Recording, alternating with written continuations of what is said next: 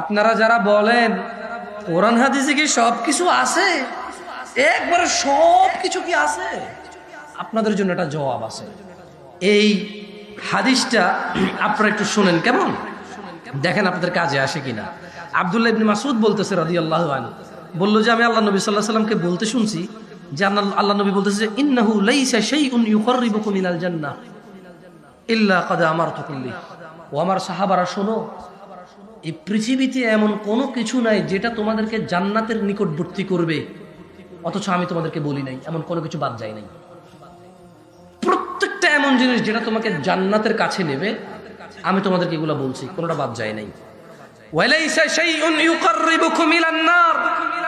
ও আমার উম্মতরা শোনো, এই পৃথিবীতে এমন কোনো কাজ বাদ নাই আমি বলি নাই, এরকম হয় নাই যে আমি বলি নাই অথচ এটা জাহান্নামে নিয়ে যাবে তোমাদেরকে, আমি তোমাদেরকে নিষেধ করে গেছি। ইল্লা ক্বাদ নাহাইতুকুম আন। ও আমার সাহাবারা, এই পৃথিবীতে এমন সব কাজ যেগুলো তোমাদেরকে জাহান্নামে নেবে আমি তোমাদেরকে এগুলো থেকে নিষেধ করছি, আর এই পৃথিবীতে এমন সব কাজ যেগুলো তোমাদেরকে জান্নাতের কাছাকাছি নিয়ে যাবে আমি সবগুলো তোমাদেরকে জানাই দিছি, আদেশ দিছি।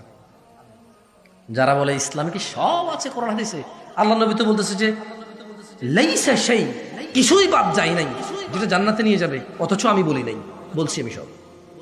এখানে বলছে ওয়ালাইসা শাই, এবং কোনো কিছু বাদ নাই, ইউকাররিবুকুম ইলান নার, তোমাদেরকে জাহান্নামে নিয়ে যাবে অথচ আমি না করি নাই, এরকম হয় নাই, সব না করছে। তো আল্লাহ নবী কি তাহলে মিথ্যা কথা বলছে? আউযু বিল্লাহি মিনাশ শাইতানির রাজিম।